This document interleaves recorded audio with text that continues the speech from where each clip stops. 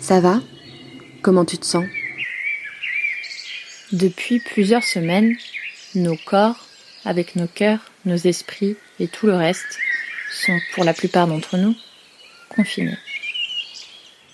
Nous, jaseuses, avons depuis quelque temps envie de jaser sur les ondes, de faire frémir les décibels et s'entrechoquer des mots, de faire un podcast.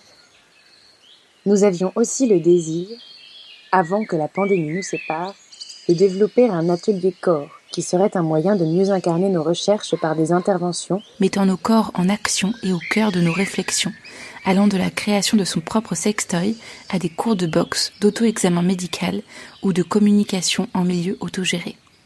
Notre message d'aujourd'hui se trouve à l'intersection de ces deux envies. Comment vont vos corps, en ces temps allongés, en ces espaces rétrécis ? Nous aimerions créer une première pièce sonore qui serait la rencontre cacophonique ou harmonieuse de tous ces mots et sensations qui traversent nos corps en cette période trouble. Est-ce que, sans les injonctions du quotidien, tu respires mieux ? Est-ce qu'au contraire c'est claustrophobique, toutes ces restrictions ? Est-ce que ton corps t'envoie des messages nouveaux, brouillés, surprenants ? Est-ce que tu serais d'accord pour t'enregistrer raconter tout ça et nous faire parvenir cette bouteille à la mer sonore ? Mélanger nos voix, à défaut de faire se rencontrer nos corps. Mélanger nos voix, à défaut de faire se rencontrer nos corps.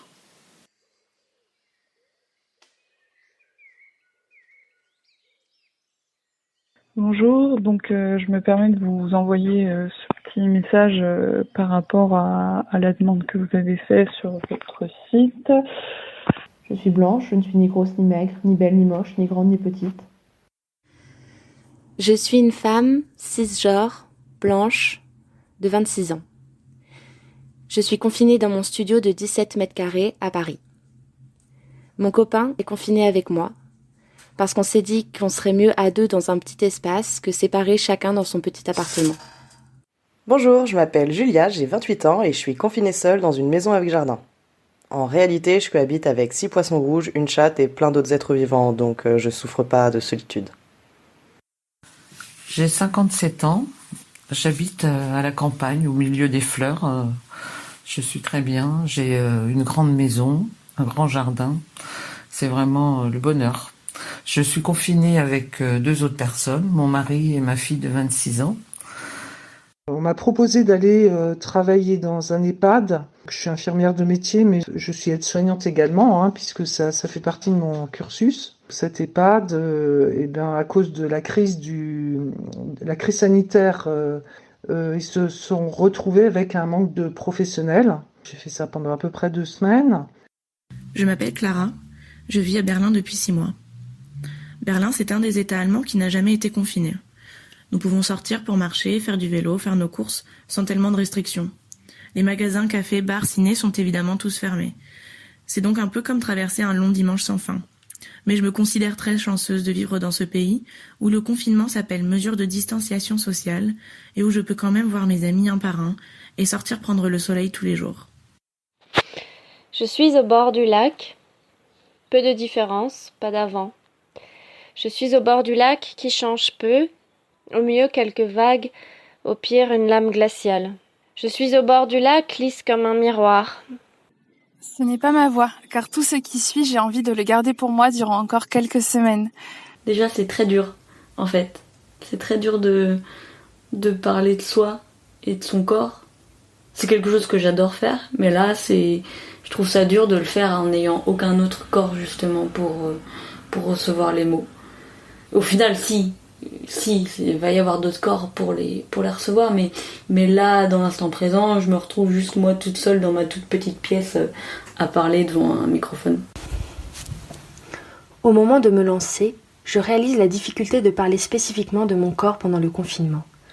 Le sujet me semble passionnant, mais infini, car dans mon expérience du monde et de la vie, je ne peux isoler mon corps de quelque chose qui lui serait extérieur. J'ai repris une formule féministe assez fameuse qui remonte à la deuxième vague des années 70 sur cette idée que les corps des femmes leur appartiennent et que plus encore les corps des femmes sont les femmes. Hein, c'est le sens de ce manuel féministe qui s'intitule Our Bodies, Ourselves. Et donc j'aimais bien cette idée d'une forme de réappropriation rendue possible par le confinement. Ce que cela permet en effet pour les femmes, c'est de vivre un rapport à leur propre corps qui, pour peut-être la première fois dans l'histoire occidentale, se trouve débarrassé des regards extérieurs. Camille Froide-Vaumétry, philosophe féministe, spécialiste du corps féminin.